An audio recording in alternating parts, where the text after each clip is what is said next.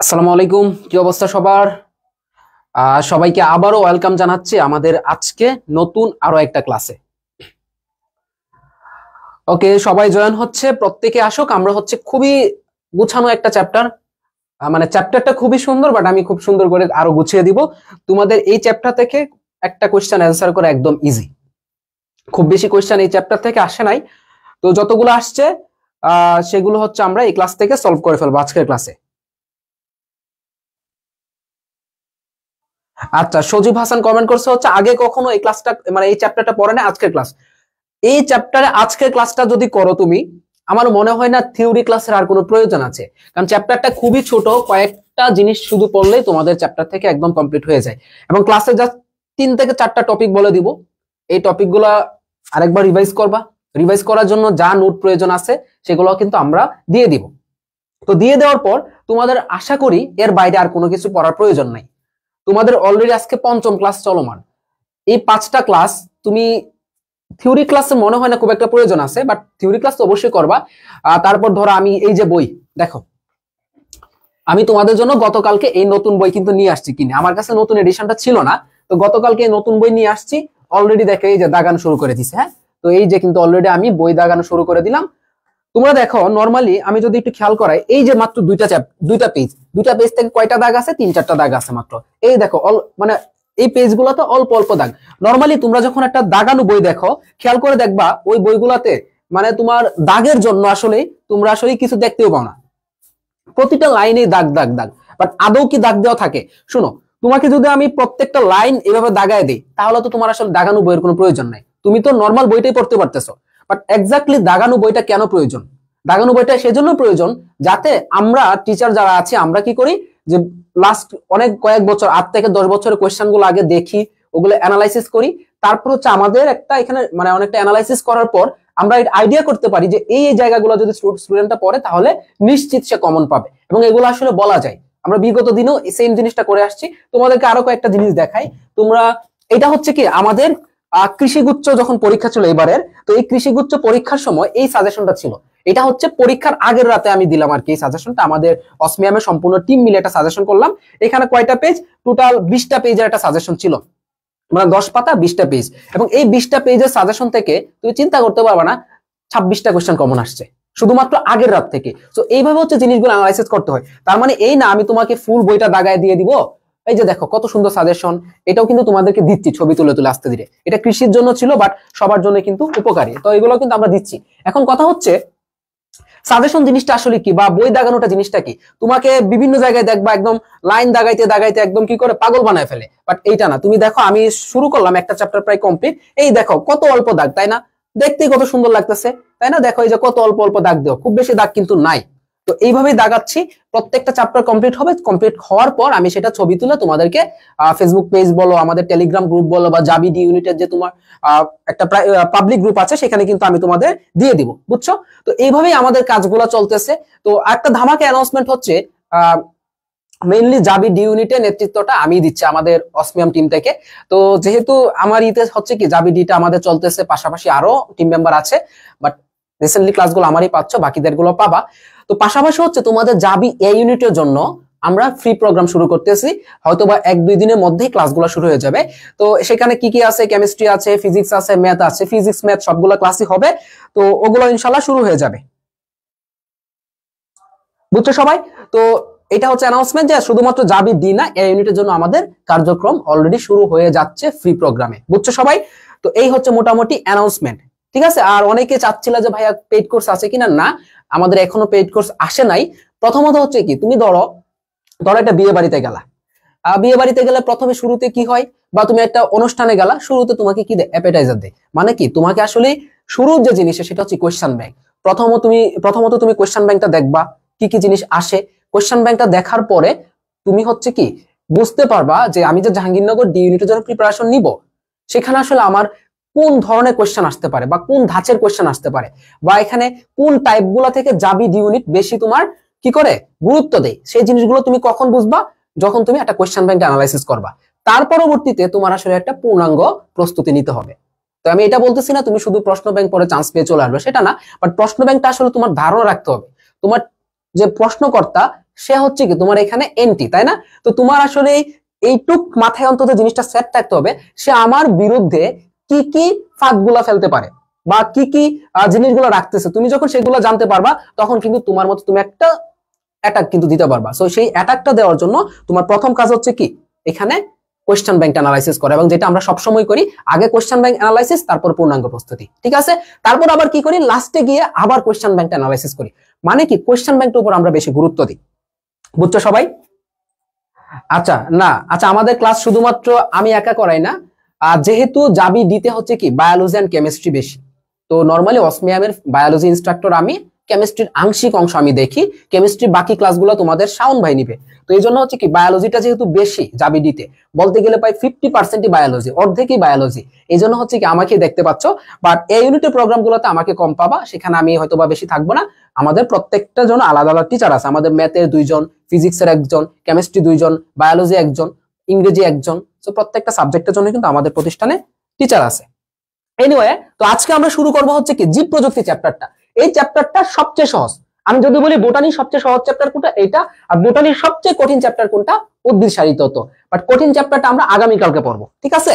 তো আমরা বোটানির সবচেয়ে সহজ চ্যাপ্টারটা আমরা একটু দেখবো আজকে। তো শুরু করি আমরা। হ্যাঁ, সবাই লাস্ট পর্যন্ত ক্লাসটা করো।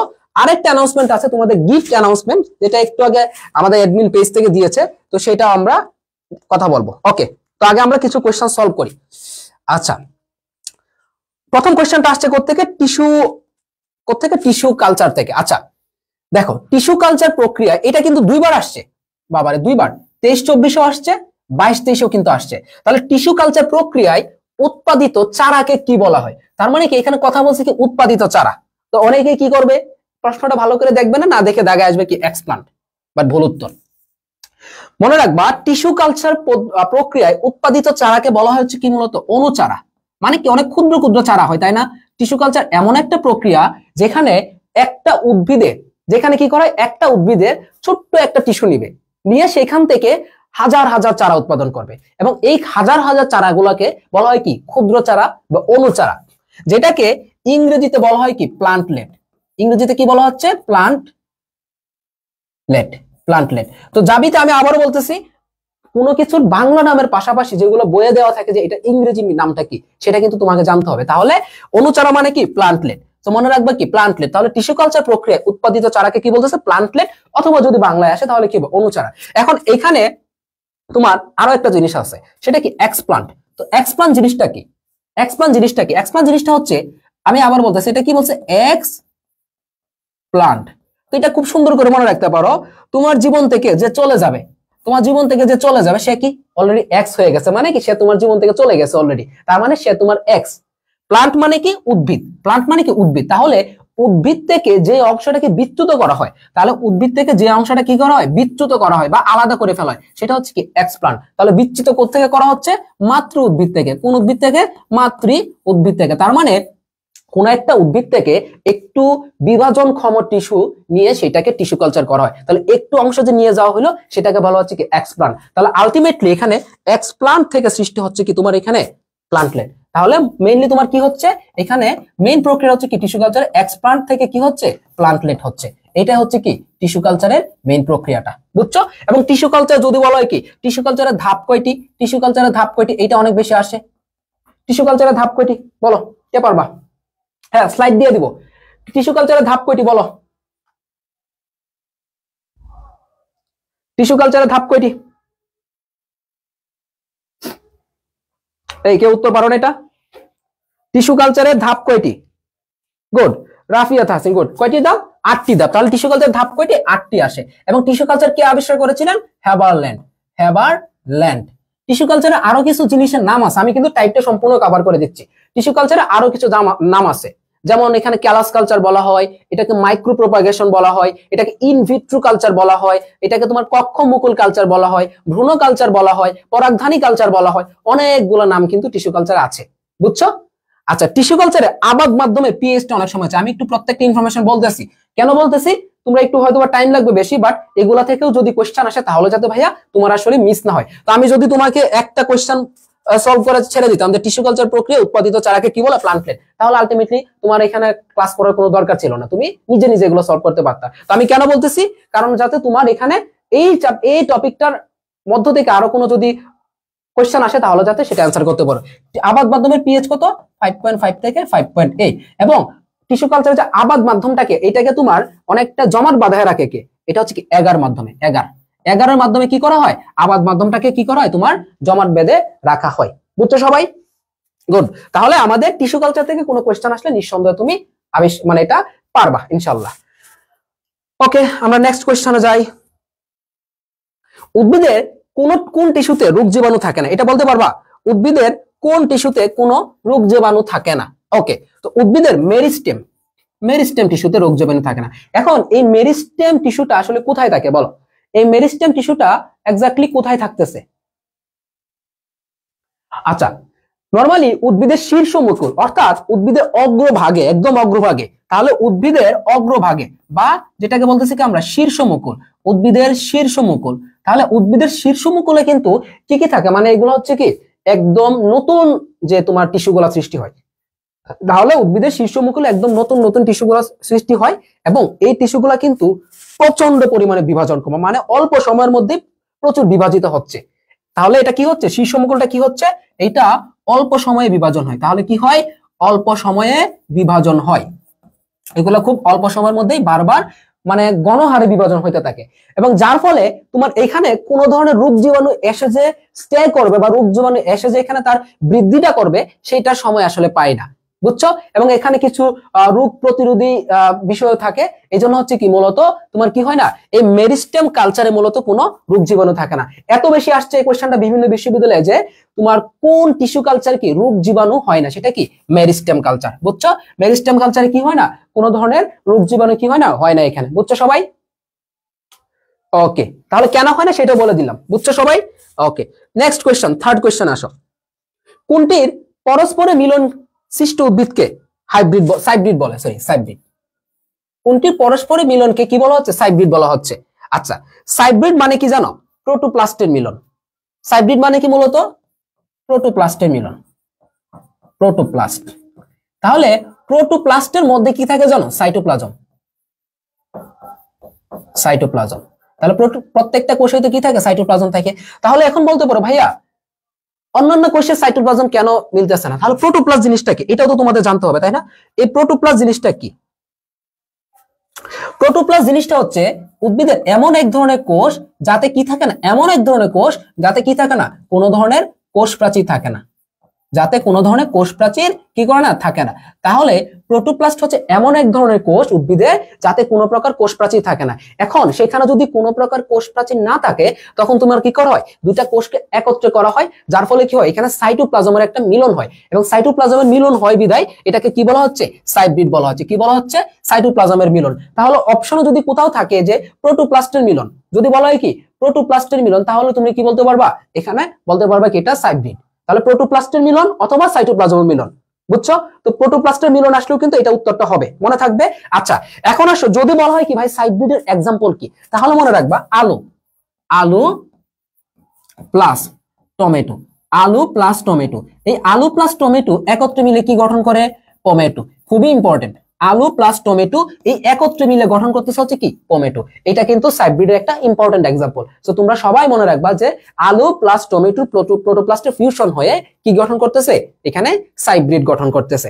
মাশাআল্লাহ, সবাই সঠিক উত্তর দিচ্ছে, মাশাআল্লাহ মাশাআল্লাহ। ওকে, ভেরি গুড। আরেকটা কথা, ওই দিন লাইভ এমসিকিউ যেটা হয়েছিল না, লাইভ কুইজ, কালকে ইনশাআল্লাহ আরেকটা লাইভ কুইজ নিব এবং আরো 20 জনকে আমরা গিফট দিব কালকের লাইভ কুইজ।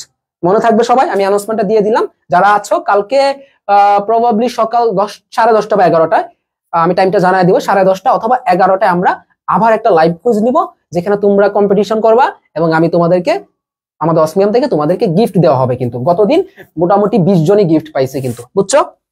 ওকে, এই দেখো 23-24 আসছিল, তো আরেকটা শিফটে গিয়ে এই কোশ্চেনটা চলে আসছে যে আলু ও টমেটোর প্রোটোপ্লাস্টের মিলন নিয়ে উৎপন্ন উদ্ভিদের নাম কি? খুব সুন্দর, টমেটো, তাই না? খুব সুন্দর কি, টমেটো। তাহলে এটা আসছিল কি 23-24-এরই অন্য একটা শিফটে।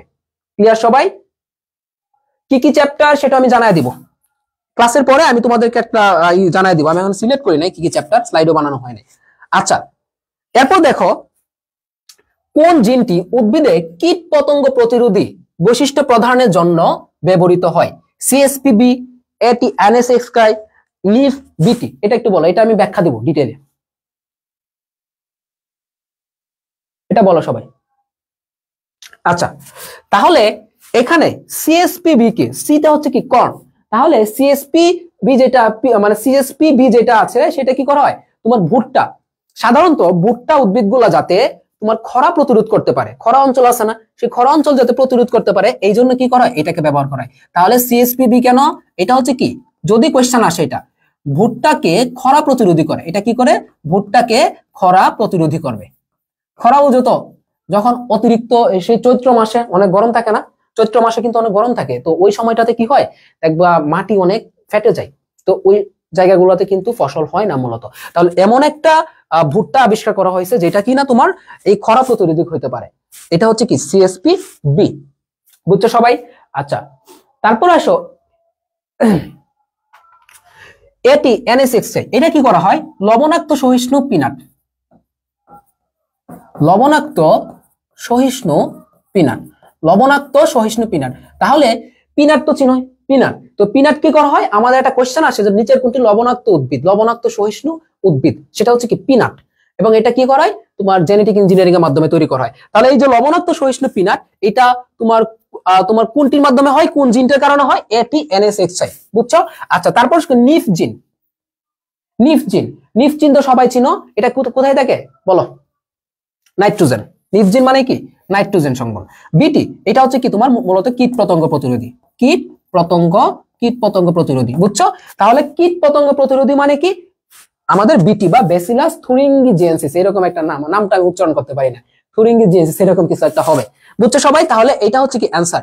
এখন এই জিনিসগুলা মানে এটা সম্ভবত আমাদের বইগুলাতে খুব একটা কম, কোন বইয়ে আছে আমি সঠিকটা জানা নাই, মনে হয় আবুল হাসান স্যারের বইয়ে মনে হয় নাই জিনিসগুলা, থাকলে থাকতেও পারে, বাট তোমরা হচ্ছে কি এই জিনিসটা একটু মনে রাখবা। আমি তো ক্লাসের পরে আমাদের যে সলভ শিটটা আছে এটা আমি পেজ থেকে পোস্ট করব, টেলিগ্রাম চ্যানেলে দিয়ে দিব, তোমরা কোশ্চেনগুলো সুন্দর করে ব্যাখ্যাগুলো সহ দেখবা, শুধু কোশ্চেন পড়ে যাবা না, ব্যাখ্যাগুলো সহ একদম দেখে ফেলবা, বুঝছো ভাইয়ারা।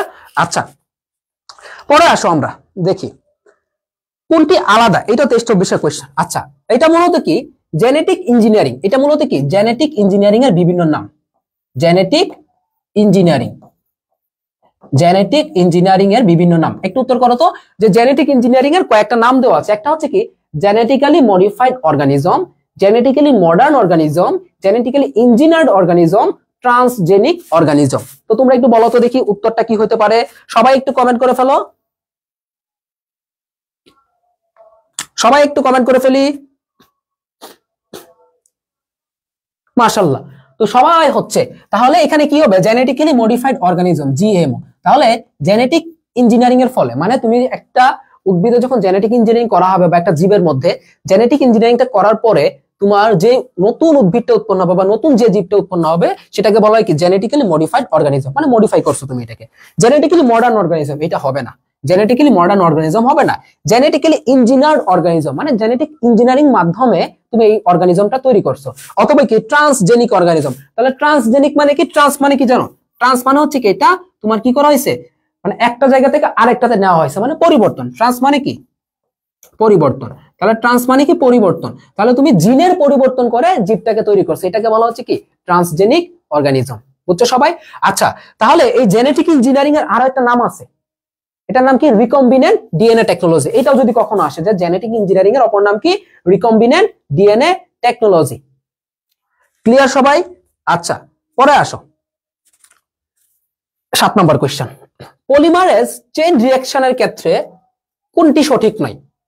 আচ্ছা, পলিমারেজ চেইন রিঅ্যাকশনের ক্ষেত্রে পিসিআর আর কি, এটাকে সংক্ষেপে কি বলা হচ্ছে পিসিআর, পলিমারেজ চেইন রিঅ্যাকশনের ক্ষেত্রে কোনটি সঠিক নয়, সজীব কোষের বাইরে ঘটে, নির্দিষ্ট ডিএনএ এর ক্লোন ঘটে, ভেক্টর অত্যাবশ্যক, ভেক্টর মানে কি বাহক, তারপর কি ডিএনএ পলিমারেজ প্রয়োজন, বলো এটা।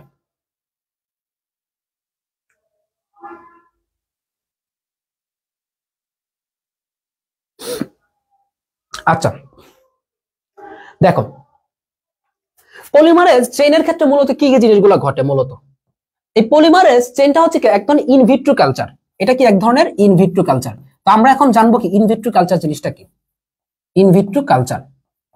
ভাইয়ারা শোনো, ইনভিট্রো কালচার মানে কি, ইনভিট্রো, ভিট্রো মানে কি একটা কাচের মধ্যে, ইন মানে কি ভেতরে, তাহলে ইন ভিট্রো মানে কি কাচের মধ্যে। তাহলে এটা এমন একটা কালচার, ধরো তোমার কোন একটা জীব আছে, তো ওই জীবটাকে তুমি ক্লোনিং করবা, তাহলে এখানে কি করবা, ক্লোনিং করবা। তাহলে এখানে কি করবা, ক্লোনিং করবা। আচ্ছা, তাহলে এই জীবটাকে তুমি যখন ক্লোনিংটা করবা তখন হচ্ছে তুমি এটাকে তার নির্দিষ্ট উদ্ভিদ থেকে বাইরে নিলা, নিয়ে হচ্ছে কি অন্য একটা স্থানে, তার মানে কি কোষের বাইরে থেকে নিয়ে তুমি অন্য একটা স্থানে আলাদা একটা সেপারেট প্লেসের মধ্যে নিয়ে কি আলাদা একটা সেপারেট কোন একটা অবজেক্টের মধ্যে নিয়ে তুমি কি করলা, জিনিসটাকে কালচারটা করলা, এটাকে বলা হচ্ছে কি ইনভিট্রো কালচার। তাহলে এটা বোঝাচ্ছে কি এটা সজীব কোষের বাইরে ঘটে। যেহেতু ভাই এটা ইনভিট্রো কালচার, তার মানে কি এটা সজীব কোষের মধ্যে থাকবে না, এটাকে তুমি আলাদা করে নিয়ে গেলা, বুঝছো। তারপরে সে নির্দিষ্ট ডিএনএ ক্লোন ঘটে, তাহলে কি বললাম যে একটা নির্দিষ্ট ডিএনএ কি করবে, এখানে মূলত ক্লোনিংটা ঘটবে। এবং পলিমারেজ চেইন রিঅ্যাকশন, যেহেতু এটা পলিমারেজ চেইন রিঅ্যাকশন, সুতরাং এখানে কি লাগবে, অবশ্যই কি ডিএনএ পলিমারেজ প্রয়োজন হবে, নামেই তো আছে ভাই পলিমারেজ চেইন রিঅ্যাকশন। তাহলে এখানে থাকবে না কোনটা, ভেক্টর অত্যাবশ্যক। তার মানে কি এখানে কোনো প্রকার ভেক্টরের প্রয়োজন হবে না। ভেক্টর শুধুমাত্র প্রয়োজন হয় কোথায় জানো, এই ভেক্টর জিনিসটা শুধুমাত্র প্রয়োজন হয় কিসের মাধ্যমে, জেনেটিক ইঞ্জিনিয়ারিং এর মাধ্যমে। তাহলে শুধুমাত্র আমাদের টিস্যু কালচারে কোনো ভেক্টর লাগে না, জিন ক্লোনিং এও কিন্তু কোনো ভেক্টর লাগতেছে না, লাগতেছে ভাই কোথায়, শুধুমাত্র কি জেনেটিক ইঞ্জিনিয়ারিং এ। বুঝছি সবাই, শুধুমাত্র জেনেটিক ইঞ্জিনিয়ারিং এ কি থাকে, ভেক্টরটা থাকে।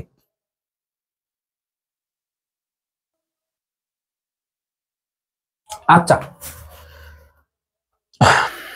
পরে আসো 8 নম্বর, ডলি। ডলি, আচ্ছা, ডলি ভেড়ার ক্লোন তৈরিতে কোন কোষ ব্যবহার করা হয়, স্তন গ্রন্থি কোষ, আঙ্গুলের কোষ, পায়ের কোষ, ত্বকের কোষ, এটা একটু উত্তর করো। এটা নিয়ে আমি একটা মজার স্টোরি বলি।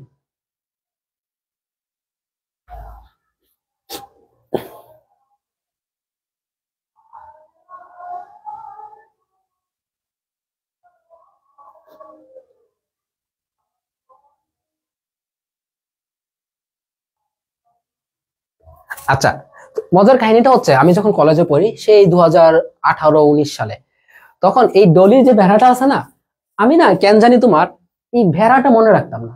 আমি অনেকবার পড়ছি ডলি, আমি ভাবতাম এই ডলি মনে হয় কোনো মানুষ, বুঝছো। তাহলে আমি ভাবতাম কি ডলি মনে হয় কি মানুষ, বাট আসলে ডলি যে ভেড়া এটা আমার আসলে ধারণা ছিল না, বুঝছো। আমি ভাবতাম কি ডলি হচ্ছে মানুষ। তো এরকম কাজ কি কারো হয়েছে, কারণ ডলি নামটা কি মানুষের নাম, তাই না। তো এটা আমি পড়তাম কিন্তু। আচ্ছা, তো এই যে তোমার এটা হচ্ছে কি, এটা কি ধরনের ক্লোনিং, এটা কি ধরনের ক্লোনিং, এটা হচ্ছে একটা রিপ্রোডাক্টিভ ক্লোনিং। এটা কি ধরনের ক্লোনিং যদি আসে, তাহলে এটা হচ্ছে কি ভাইয়া একটা রিপ্রোডাক্টিভ ক্লোনিং। এটা হচ্ছে কি একটা রিপ্রোডাক্টিভ ক্লোনিং, বুঝছো। রিপ্রোডাক্টিভ মানে কি, রিপ্রোডাক্টিভ মানে হচ্ছে কি তোমার এটা একটা প্রজননের মাধ্যমে হচ্ছে ক্লোনিংটা। আচ্ছা, তারপরে এটা কিভাবে করা হয়, এই ঢলি বেড়ার তোমার কি করার জন্য এই রিপ্রোডাক্টিভ ক্লোনিংটা কিভাবে করা হয়। তাহলে ঢলি বেড়া যে স্তনগ্রন্থি আছে, এই স্তনগ্রন্থির কোষ থেকে কোষটা নিয়ে আলাদা করে ইনভিট্রো পদ্ধতিতে কি করা হয়, এখানে ক্লোনিংটা করা হয় এবং এখান থেকে কি করা হয়, বাচ্চার জন্ম হয়, বুঝছো। তাহলে এখানে কি হবে, স্তনগ্রন্থি কোষ থেকে মূলত এই, হ্যাঁ ফার্স্টে অনেকেই ভাবতো, আমিও ভাবতাম, তাহলে আমার মতো অনেকে আছে যে এই ডলিকে কি ভাবতো, মানুষ ভাবতো। আচ্ছা, এনিওয়ে কোনো সমস্যা নাই, আমরা সবাই একই, তাই না। আচ্ছা, রিপ্রোডাক্টিভ ক্লোনিং এর মাধ্যমে কি করা হচ্ছে, ডলি ভেড়ার ক্লোন তৈরিতে কোষ ব্যবহৃত হচ্ছে, এবং এটা কিন্তু প্রথম ক্লোনিং এর ক্ষেত্রে, কিন্তু এটা কিন্তু প্রথম, বুঝছো। যদি বলা হয় কি তোমার রিপ্রোডাক্টিভ ক্লোনিং এর ক্ষেত্রে প্রথম কোনটা, সেটা হচ্ছে কি ডলি ভেড়া, বুঝছি সবাই। আচ্ছা, এরপর আসো, কোন উদ্ভিদে হেপাটাইটিস বি ভ্যাকসিন উৎপাদন করা হয়, এটা ইম্পর্টেন্ট আছে অনেক। এটা কিন্তু দুইবার আসছে, দেখো 23-24 আসছে, 22-23 কিন্তু আসছে। তাহলে হেপাটাইটিস বি এর ভ্যাকসিন তৈরি করা হয় কোন উদ্ভিদে, বলো। হেপাটাইটিস বি এর ভ্যাকসিন তৈরি করা হয় কোন উদ্ভিদে, কমেন্টগুলো দেখি আমি।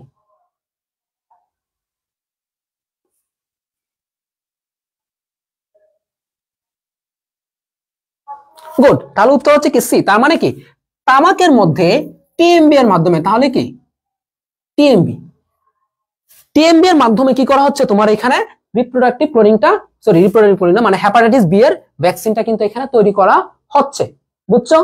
আচ্ছা, তারপরে এখানে আরো কিছু আছে, যেমন আমরা যদি বলি ভুট্টা, ভুট্টা ভুট্টাতে কি করা হচ্ছে জানো, ওরাল ভ্যাকসিন। যদি বলা হয় কোশ্চেন আসে কখনো যে ভাই, যে কোশ্চেনটা আসলো কি, যে কোন উদ্ভিদে ওরাল ভ্যাকসিন তৈরি করে, মানুষের বিভিন্ন তোমার ওরালের রোগ আছে না, ওরালের রোগ, সেখানে কি করা হচ্ছে, এই তোমার ওরাল ভ্যাকসিনটা তৈরি করা হচ্ছে ভুট্টাতে। আর একটি ইম্পর্টেন্ট হচ্ছে তোমার ইনসুলিন। আচ্ছা, ইনসুলিন তো চিনোই, আমাদের কি থাকে অগ্নাশয়ে।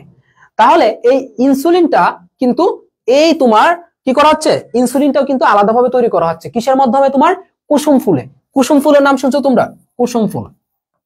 আচ্ছা, কুসুম ফুলে তৈরি করা হচ্ছে কি জানো, ইনসুলিন নামক হরমোন যেটা আছে, এই ইনসুলিন হরমোনটা কিন্তু তোমার এই কুসুম ফুলের মাধ্যমে কিন্তু তৈরি করা হচ্ছে। তাহলে আমরা এগুলো এক্সট্রা ভাবে জেনে যাচ্ছি কিন্তু। তাহলে ইনসুলিন কি করা হচ্ছে, এই কুসুম ফুলে কিন্তু তৈরি করা হচ্ছে। বুঝছি সবাই? গুড, তাহলে মাশাআল্লাহ সবাই বুঝছে। সো এক্সট্রা যে কথাগুলো বলতেছি সেগুলো একটু মাথায় রাখবা, যদিও আমি নোটটা দিব, বাট তারপরে কিন্তু মাথায় রাখতে হবে জিনিসগুলো। এখন আসো, বলছে কি যে কোনটি ডিএনএ ফরেনসিক্স এর কাজ নয়। এটা যে না পারবা সেটা মাইর খাবা। এটা জানার জন্য কি পড়াশোনা লাগে? ছোট থেকে কি দেখছো? আমরা আদালত দেখতাম কেডি পাঠকের, তারপর কি দেখতাম ক্রাইম পেট্রোল দস্তক, তাই না? তারপর কি দেখলাম, সিআইডি দেখলাম। দেখছো কে কে? তো আমরা ছোট সময় কি করতাম, যে তোমার ক্রাইম পেট্রোল, সিআইডি, আদালত এগুলো দেখে আসছি, তাই না? তো ওগুলা যারা দেখছো তারা এই কোশ্চেনের উত্তরটা সুন্দর করে দিতে পারবা। কোন একটা মানে দুর্ঘটনা হইতে বা কোন একটা হত্যা হইতে কিন্তু কি করে, তোমার আগে কাজটা হচ্ছে কি, তাকে ফরেনসিকে পাঠানো। তাহলে এখানে ফরেনসিকে পাঠাই মূলত। তাহলে ডিএনএ ফরেনসিক্সের কাজ নয় কোনটা, বলো?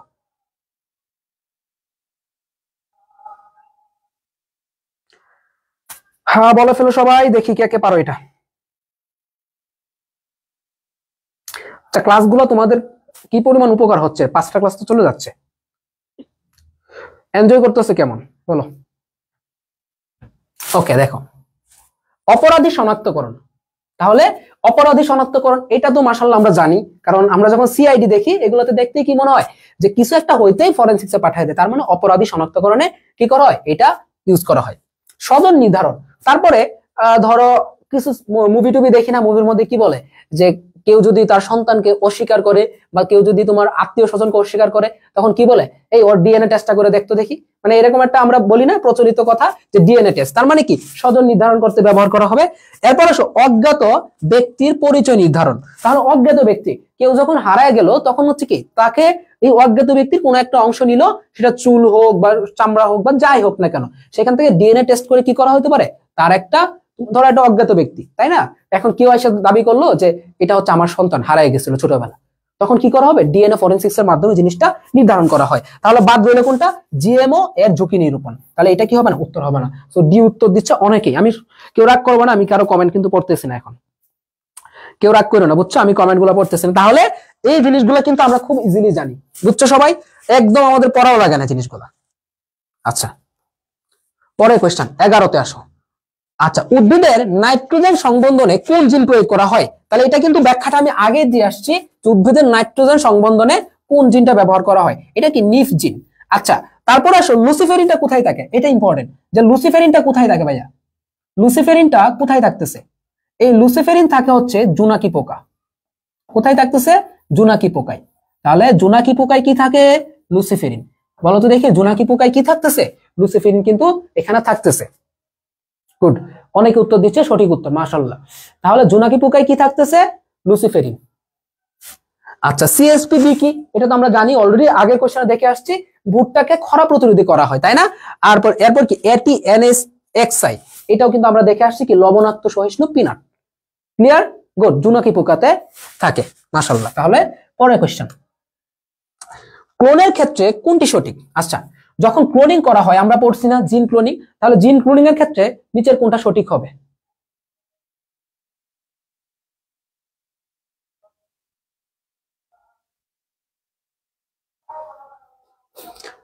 আচ্ছা, কোনটি সঠিক বলো? জিনগত পার্থক্য সৃষ্টি হয়, বিশেষ বৈশিষ্ট্যের প্রকাশ ঘটে না, মিউটেশন ঘটে, বাহ্যিক প্রকাশে ভিন্নতা আসে। মনে রাখবা, ক্লোনের ক্ষেত্রে যে বৈশিষ্ট্যগুলো আছে এখানে, সেখানে সবকিছু কি থাকবে, না না না থাকবে সবকিছু। তাহলে এখানে বিশেষ বৈশিষ্ট্যের প্রকাশ ঘটবে না। জিনগত পার্থক্য সৃষ্টি হবে, হবে না। তারপর কি মিউটেশন ঘটবে, ঘটবে না। তারপর কি বাহ্যিক প্রকাশে ভিন্নতা আসবে, আসবে না। তাহলে যেখানে না আছে সেটাই কি হবে, এখানে তোমার অ্যান্সারটা কিন্তু হবে। ওকে, পরে আসো। বিটা ফেরনের ক্ষেত্রে কোনটি প্রযোজ্য নয়? এখন কথা হচ্ছে ভাই, বিটা ফেরন জিনিসটাকে, এটাই তো নাম শুনছে আজকে নতুন, বিটা ফেরন, সরি বিটা ফেরন না, এটা হবে, আচ্ছা এটাই বিটা ফেরন, হ্যাঁ ঠিকই আছে নামটা। বিটা ফেরনের ক্ষেত্রে কোনটি সঠিক নয়? বিটা ফেরন নামটা কে কে শুনছো আগে বলো, কে বলতে পারবা 13 নাম্বারটা? একটু কমেন্ট করো যে বিটা ফেরন নামটা কে কে আগে শুনছো বা আজকে নতুন শুনতেছো।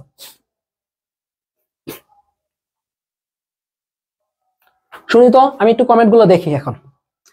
বলো তো দেখি, বিটা ফেরন নামটা আগে কে কে শুনো নাই বাট আজকে শুনছো?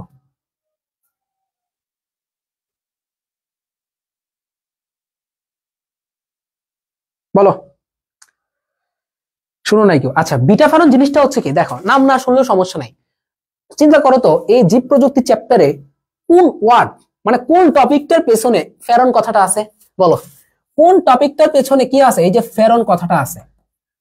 জানো, একটাই আছে, সেটা হচ্ছে কি ইন্টারফেরন, তাই না? তাহলে একটা আছে, সেটার নাম কি ইন্টারফেরন।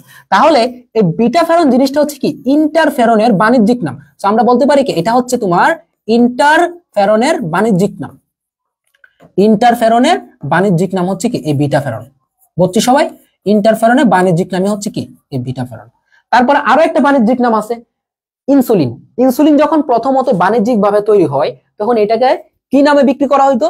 হিউমোলিন নামে বিক্রি করা হইতো, হিউমোলিন নামে বিক্রি করা হইতো। তাহলে আমরা মনে রাখবো দুইটা বাণিজ্যিক নাম, বিটা ফেরনের বাণিজ্যিক মানে ইন্টারফেরনের বাণিজ্যিক নাম বিটা ফেরন, ইনসুলিনের বাণিজ্যিক নাম হচ্ছে কি হিউমিলিন। ঠিক আছে? আচ্ছা, এখন এই ইন্টারফেরন কাজটা কি করে? মূলত কাজটা হচ্ছে কি সে প্রতিরক্ষা দিবে। তাহলে এটা কি করবে? প্রতিরক্ষামূলক একটা প্রোটিন।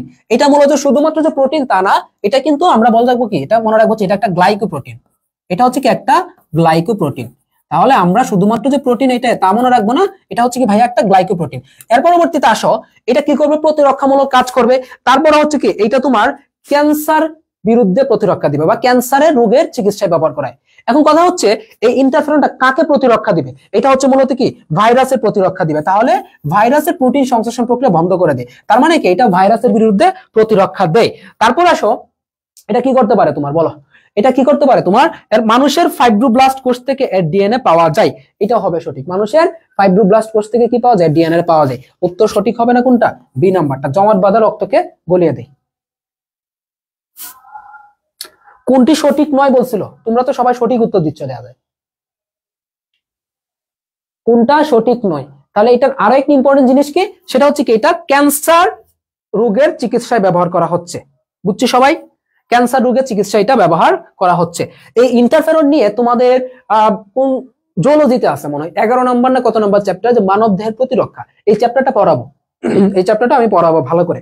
এটা আমাদের সময় ছিল প্রথমত, মানে আমাদের পর থেকে, মানে আমি তো এইচএসসি 20 ব্যাচ, তো আমাদের ব্যাচের পর থেকে বাকি সব হয়ে গেছে কি শর্ট সিলেবাস। এই জন্য পোলাপান অনেকগুলো ইন্টারেস্টিং চ্যাপ্টার পড়ে না, যেমন সমন্বয় নিয়ন্ত্রণ পড়ে না, মানব দেহের প্রতিরক্ষা পড়া হয় না তোমাদের, ঠিক আছে?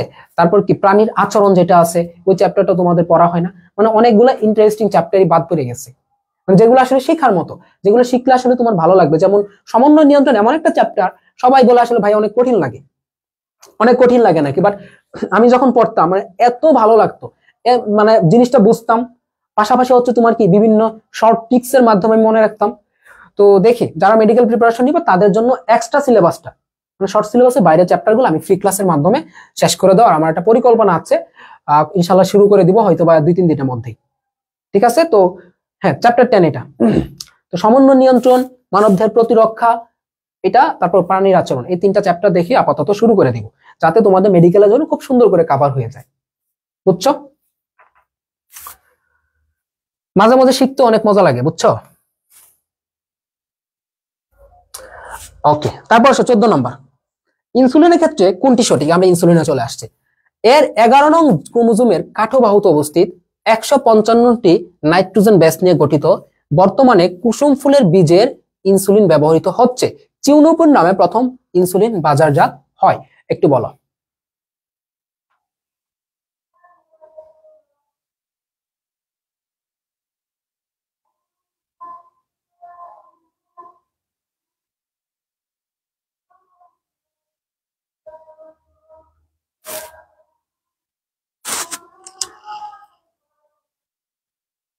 আচ্ছা দেখো, এর 11 নং ক্রোমোজোমের খাটো বাহুতে অবস্থিত, এর জিন 11 নং ক্রোমোজোমের খাটো বাহুতে অবস্থিত, এটা হচ্ছে কি উত্তর।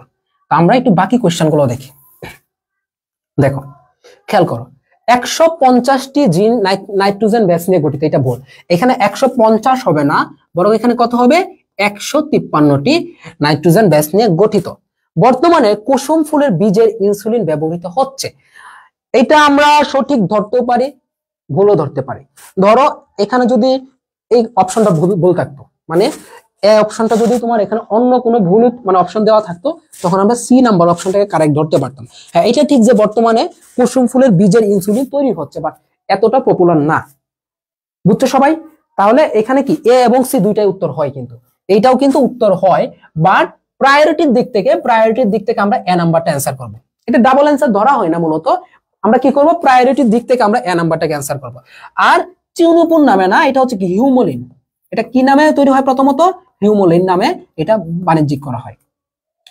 এখন আসো, তোমার এই ইনসুলিনে, একটা ইনসুলিনের মধ্যে কয়টা অ্যামিনো অ্যাসিড থাকে বলো? টোটাল 51টি অ্যামিনো অ্যাসিড থাকে। কয়টা অ্যামিনো অ্যাসিড? 51টি অ্যামিনো অ্যাসিড থাকে। 51টি অ্যামিনো অ্যাসিড থাকে, যার মধ্যে চেইন এ এবং কি চেইন বি। তাহলে মনে রাখবো, যার মধ্যে কি চেইন এ তে থাকবে কয়টা? 30টা। চেইন বি তে থাকবে কয়টা? 21টা অ্যামিনো অ্যাসিড থাকবে। তাহলে যেহেতু কি ইনসুলিন কি তোমার একটা হরমোন, এটা কি দিয়ে গঠিত হচ্ছে? এটা হচ্ছে তোমার হরমোন, মানে কি এটা প্রোটিন। বুঝছো? তাহলে এটা কি দিয়ে তৈরি হচ্ছে? তোমার অ্যামিনো অ্যাসিড দিয়ে তৈরি হচ্ছে। কয়টা অ্যামিনো অ্যাসিড? 51টা অ্যামিনো অ্যাসিড, যার মধ্যে চেইন এ তে থাকবে কয়টা? 30টা, এবং চেইন বি তে থাকবে কয়টা? চেইন বি তে থাকবে কয়টা? চেইন বি তে থাকবে হচ্ছে কয়টা? তোমার 21টা অ্যামিনো অ্যাসিড দিয়ে গঠিত হবে। এবং এই ইনসুলিন কি প্রক্রিয়ায় তৈরি হয়? এই ইনসুলিনটা হচ্ছে রিকম্বিনেন্ট ডিএনএ টেকনোলজির মাধ্যমে তৈরি হয়। কি প্রক্রিয়ায়? Recombinant DNA technology. Recombinant DNA technology প্রক্রিয়ার মাধ্যমে কি হচ্ছে? এই ইনসুলিনটা কিন্তু তৈরি হচ্ছে। ক্লিয়ার সবাই? তাহলে ইনসুলিন থেকে যত কোশ্চেনে আসুক না কেন ভাইয়া, আমরা খুব ইজিলি কিন্তু আমরা এটা অ্যান্সার করতে পারবো। আচ্ছা, 14টা। আমরা 20 নাম্বার কোশ্চেনে গিয়ে আমি তোমাদেরকে একটা সুন্দর একটা গুড নিউজ দিব। অনেকে হয়তো জানো গুড নিউজটা। আচ্ছা, ইন্টারফেরন কি? ইন্টারফেরন, এটা একটু ভুল আছে বানানটা, এটা গ্লাইকোপ্রোটিন হবে এখানে, গ্লাইকোপ্রোটিন। তাহলে ইন্টারফেরন কি? একটা গ্লাইকোপ্রোটিন। ইন্টারফেরন কি হবে? এটা গ্লাইকোপ্রোটিন। স্পেলিং একটু ভুল আছে, এটা 22-23 কোশ্চেন। তাহলে ইন্টারফেরন কি? একটা গ্লাইকোপ্রোটিন কিন্তু। আচ্ছা সরি, ওইখানে আমরা ভুল লিখছি। চেইন এ তে হচ্ছে কয়টা? 21টা, এবং চেইন বি তে হচ্ছে 30টা। চেইন এ তে 21টা, চেইন বি তে হচ্ছে 30টা। ঠিক আছে, এখন ঠিক আছে। চেইন এ 21, চেইন বি 30। আচ্ছা, এরপর আসো, কোন প্রযুক্তিতে ইনসুলিন তৈরি করা হয়? আচ্ছা, ইনসুলিন কোন প্রযুক্তিতে তৈরি করা হয়? এই যে আমি এখানে বলে আসছিলাম যে ইনসুলিন তৈরি করা হয় কি প্রযুক্তিতে? তোমার রিকম্বিনেন্ট ডিএনএ টেকনোলজি। তাহলে ইনসুলিন কি প্রযুক্তিতে তৈরি করা হচ্ছে? Recombinant DNA technology. Recombinant DNA technology.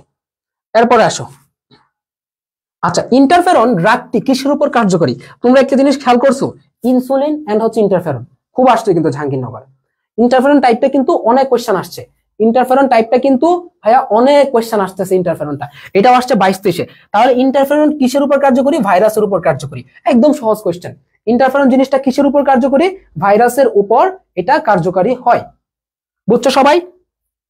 আচ্ছা, পরে আসি আমরা। কোলেসিন উৎপাদনকারী জিন বহন করে কোনটা? আমার একটা ইম্পর্টেন্ট বা আমার একটা পছন্দের একটা টাইপে চলে আসছে। এই পছন্দের টাইপটার নাম হচ্ছে কি? প্লাজমিড। প্লাজমিড আমার পড়তে খুবই ভালো লাগে। আচ্ছা, কোলেসিন উৎপাদনকারী জিন বহন করে কোনটি? কোলেসিন উৎপাদনকারী জিন বহন করে কোনটি বলো? গুড। 18 কি হবে? C, plasmid. এখন আসো, প্লাজমিড জিনিসটা কি? চলো আমরা একটু প্লাজমিড নিয়ে একটু গবেষণা করি, খুব ইম্পর্টেন্ট কিন্তু। প্লাজমিড হচ্ছে কি? এটা হচ্ছে কি? বৃত্তাকার ডিএনএ। এটা কি? বৃত্তাকার ডিএনএ। ক্লিয়ার? তাহলে প্লাজমিড হচ্ছে কি? একটা বৃত্তাকার ডিএনএ। এবং এই প্লাজমিডটা কোথায় থাকে? প্লাজমিড কোথায় থাকে বলো? নিজস্ব প্লাজমিড কার আছে? ব্যাকটেরিয়াতে থাকে, মাইটোকন্ড্রিয়াতে থাকে। ব্যাকটেরিয়া, মাইটোকন্ড্রিয়া, এদের মধ্যে কি থাকে? প্লাজমিড থাকে। তাহলে প্লাজমিড হচ্ছে কি? বৃত্তাকার ডিএনএ। ওকে, তো প্লাজমিড কিন্তু অসংখ্য জিন কি করে, প্রায় হাজার, কয়েক 3000 সম্ভবত। তাহলে কি প্লাজমিড কিন্তু অসংখ্য জিন কিন্তু সে ধারণ করতেছে। এখন আসো প্লাজমিডের প্রকারভেদ। তাহলে প্লাজমিড হচ্ছে টোটাল 3 প্রকার। তাহলে এই প্লাজমিড হচ্ছে টোটাল কয় প্রকার? 3 প্রকার। এক নাম্বার হচ্ছে এফ ও এফ প্রাইম প্লাজমিড। আচ্ছা, এফ তে কি মনে রাখবো আমরা? ফার্টিলিটি। তাহলে ফার্টিলিটি মানে কি? এটা হচ্ছে কি, এই প্লাজমিডটা কিসে কাজ লাগবে? প্রজনন প্রক্রিয়ায়। এটা কি জাস্ট মনে রাখবা। শোনো, এখানে তোমরা যখন জিনিসগুলো পড়বা তখন আসলে সম্পূর্ণ লাইনটা কখনো পড়বা না, কিছু কিওয়ার্ডস মনে রাখলে তোমার হয়ে যায়। তাহলে এফ মিন্স ফার্টিলিটি। ওকে, 2 নাম্বার। আরেকটা আছে কি আর প্লাজমিড। তাহলে আর প্লাজমিড কি? আর তে মনে রাখবো কি আমরা? রেজিস্ট্যান্স। রেজিস্ট্যান্স মানে কি? এটা তোমার প্রতিরক্ষা দিবে। কি করবে? এটা প্রতিরক্ষা দিবে। তাহলে প্রতিরক্ষা কিসের মাধ্যমে দিবে? এটা প্রতিরক্ষাটা কিসের মাধ্যমে দিবে? অ্যান্টিবডির মাধ্যমে। তাহলে অ্যান্টিবডির মাধ্যমে এটা কি করবে? প্রতিরক্ষামূলক। তাহলে এই আর প্লাজমিডটা কি হচ্ছে ভাইয়া বলো তো দেখি? প্রতিরক্ষামূলক একটা প্লাজমিড। তারপর আসো লাস্টে আছে কি 3 নাম্বার? কোলিসিন। 3 নাম্বার হচ্ছে কি? কোলিসিন নামক প্লাজমিড থাকে। 3 নাম্বার হচ্ছে কি তোমার? কোলিসিন নামক কি থাকবে? প্লাজমিড থাকবে। যেটা হচ্ছে তোমার কি, দেখো, যেটা হচ্ছে তোমার কি, তোমার ইকোলাই এর সংবেদনশীল কোষকে কি করবে? ধ্বংস করবে। ইকোলাই এর সংবেদনশীল কোষকে কি করে? ধ্বংস করে।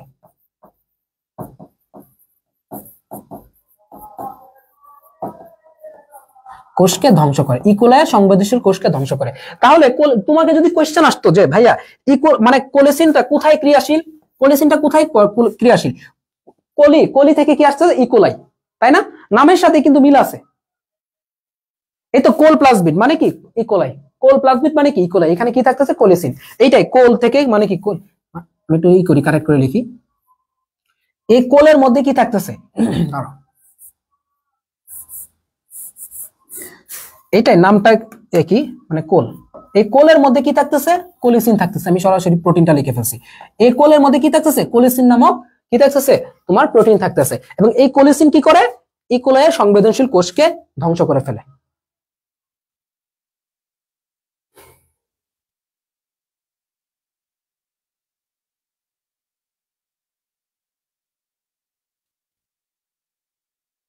আচ্ছা, এরপর আসো 19। অতিরিক্ত আয়রন তৈরির জন্য সুপার রাইসে প্রতিস্থাপিত জিনের সংখ্যা কত? তাহলে অতিরিক্ত আয়রন তৈরির জন্য সুপার রাইসে প্রতিস্থাপিত, কি বলছে? প্রতিস্থাপিত তোমার জিনের সংখ্যা কত?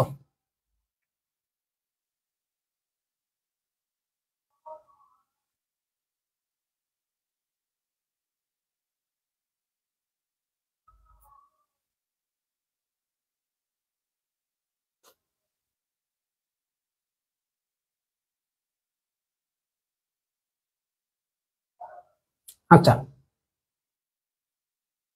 আচ্ছা, সুপার রাইস দেখো,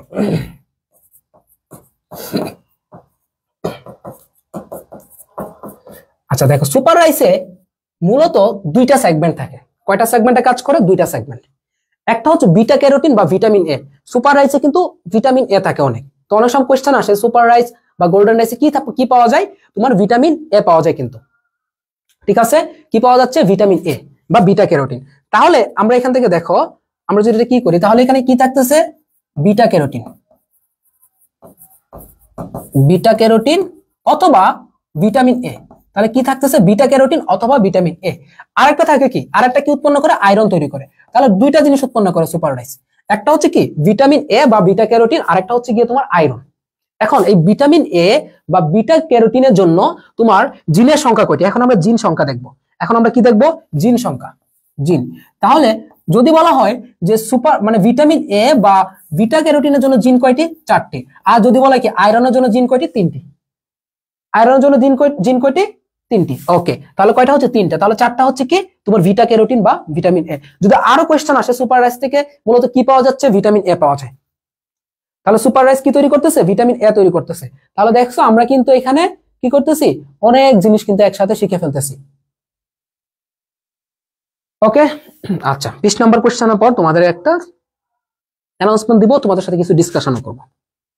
দেখো, এগ্রোব্যাকটেরিয়াম আর টিউমেফেসিয়ান্স ব্যাকটেরিয়া বা এগ্রোব্যাকটেরিয়ামে ব্যাকটেরিয়ায় কোন প্লাজমিড থাকে? এ গ্রুপ ব্যাকটেরিয়াতে কোন প্লাজমিড থাকে? আমরা সবাই জানি কি টিআই প্লাজমিড। কারণ আমরা জানি এফ প্লাজমিডের কাজটা কি? এটা হচ্ছে তোমার কি যৌন জননের কাজ করে বা ফার্টিলিটি। কোল প্লাজমিড মানে কি কোলিসিন তৈরি করে, যেটা ইকোলাই এর উপর কাজ করে। আর এফ প্রাইম মানে কি একই জিনিস। ক্লিয়ার? আচ্ছা, আমরা একটা সেগমেন্ট নিয়ে কাজ করতেছি, মানে গিফট অ্যানাউন্সমেন্ট। তো ওই দিন হচ্ছে তোমাদের যখন লাইভ কুইজটা দিই, গত 4 দিনের আগের দিন মনে হয়, তাই না? একটা লাইভ কুইজ ছিল না? সবাই তো ছিল মনে হয়। তো ওই লাইভ কুইজে কিন্তু আমরা প্রতিটা কোয়েশ্চেনের জন্য অ্যান্সার দিলাম, মানে প্রতিটা অ্যান্সারের জন্য যে প্রথম অ্যান্সার করছিল তার জন্য কিন্তু গিফট ছিল, মোটামুটি মোবাইল রিচার্জের মতোই। তো এগুলো তো ছোট গিফট। এখন আমরা তারপর আমাদের টিম থেকে, মানে আমাদের মিটিং করে চিন্তা করলাম, পরে পোলাবান কি করতেছে, বারবার পেজে মেসেজ দিচ্ছে, আমাদের অ্যাডমিনও বলতেছে ভাইয়া পোলাবান শুধু মেসেজ দেয়, আরো লাইভ কুইজের ব্যবস্থা করেন, আরো গিফটের ব্যবস্থা করেন। তো এখন চিন্তা করলাম যে তোমাদের জন্য আমরা কিছু গিফটের ব্যবস্থা করব। তো গিফট গুলা কি হইতে পারে? যেমন স্মার্ট ওয়াচ, ঠিক আছে, যেমন স্মার্ট ওয়াচ একটা বা দুইটা। তারপর হচ্ছে তোমার পাওয়ার ব্যাংক, যেটা অনেকের কাজে লাগে, অনেক সময় ইলেকট্রিসিটি থাকে না, তো পাওয়ার ব্যাংকের কাজে লাগে, স্মার্ট ওয়াচটা তো খুবই ভালো। তারপর হতে পারে তোমার টেবিল ল্যাম্প, পড়াশোনার জন্য কাজে লাগবে। এরকম কিছু তোমার অ্যাক্সেসরিজ নিয়ে আমরা একটা হয়তোবা খুব শীঘ্রই একটা অ্যানাউন্সমেন্ট দিব, মানে গিফট অ্যানাউন্সমেন্ট। কোন একটা সেগমেন্ট থাকবো, সবাইকে তো আসলে দেওয়া সম্ভব না। কোন একটা সেগমেন্ট হইতে পারে আমাদের ক্লাসের সেগমেন্ট, যে ক্লাসে শেয়ার করা বা মেনশন করা এই টাইপের থাকতে পারে, অথবা পেজের কোন একটা সেগমেন্ট থাকতে পারে যে ইনভাইট দেওয়া বা এরকম। সেটা নিয়ে এখন আমাদের ফাইনাল হয় নাই। তো এরকম একটা কিছু খুব শীঘ্রই আমরা হয়তোবা 1-2 দিনের মধ্যে আমরা অ্যানাউন্স করব, যার মাধ্যমে আমরা 5-7 জনকে হচ্ছে গিফট দেওয়ার ব্যবস্থা করব। Smart watch, power bank, table lamp, হুডির ব্যবস্থা করতে পারলে। হুডি আপাতত আমাদের এখনো অর্ডার করা হয় নাই, মানে আমাদের অফিসিয়াল হুডি। তো হুডির ব্যবস্থা যদি হয় তাহলে ইনশাল্লাহ হবে। আচ্ছা, আইফোন চাইতেছে, ভাই আমি নিজেই চালাই স্যামসাং, চালাই, আমি তোমার কেমন আইফোন দিব বলো?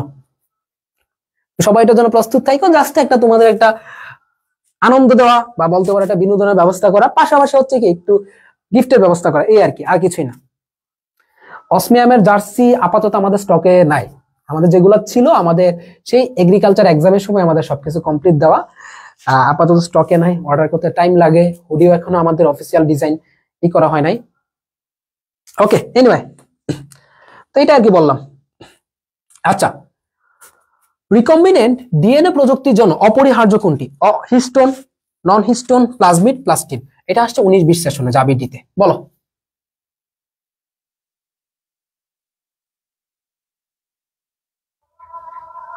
পরীক্ষা তো থাকেই, পরীক্ষার জন্য গিফটের ব্যবস্থা থাকে, ক্লাস থেকেও গিফটের ব্যবস্থা থাকে, আমাদের সব সেগমেন্টই থাকে। এখন একবার এক একটা আসে, সবসময় তো আসলে একটা সেগমেন্টে আমরা কাজ করি না, বুঝছো না?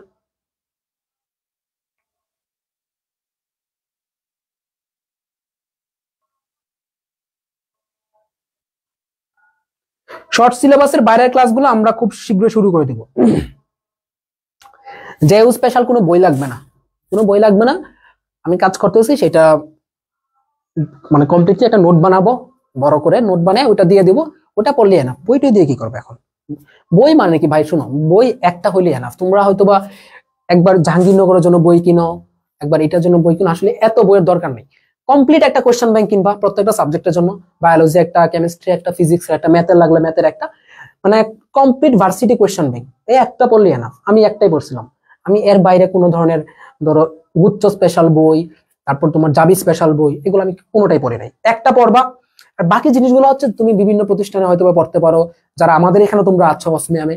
তো তোমাদের জন্য আমাদের পক্ষ থেকে কি করবো, আমরা কিছু অ্যানালিটিক্যাল নোট দিব, এইগুলাই। বাট আলাদা করে বই আসলে আমার মনে হয় না লাগে বেশি, কারণ আমি নিজেও তো একটা সময় এডমিশন দিয়ে আসছি, তো আমার আশেপাশে মানুষগুলোকে দেখা আছে।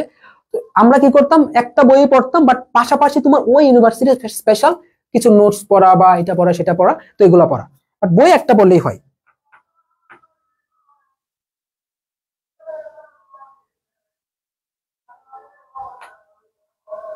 আচ্ছা, দেখো, তাহলে কোনটি রিকম্বিনেন্ট ডিএনএ এর জন্য অপরিহার্য? প্লাজমিড, এটা আমরা জানি প্লাজমিড।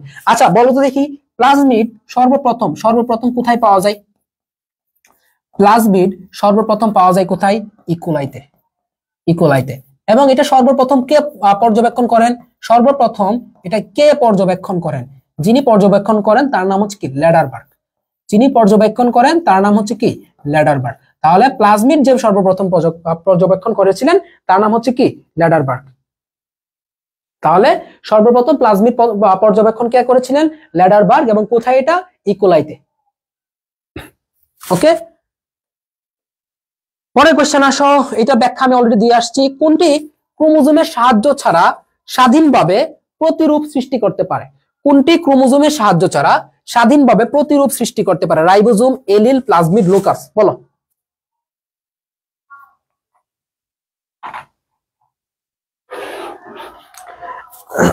বলো, এটা অ্যান্সার করো। 22 অ্যান্সার করো, 22।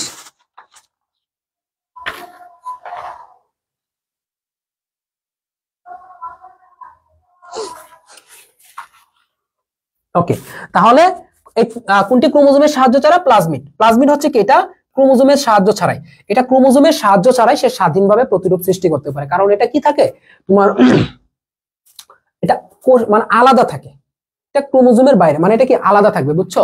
এই প্লাজমিডটা মূলত হচ্ছে কি তোমার, এটা আলাদা থাকে। এই জন্য কি করতে পারে? সে আলাদাভাবে স্বাধীনভাবে কিন্তু এখানে সে অবস্থানটা করে থাকে।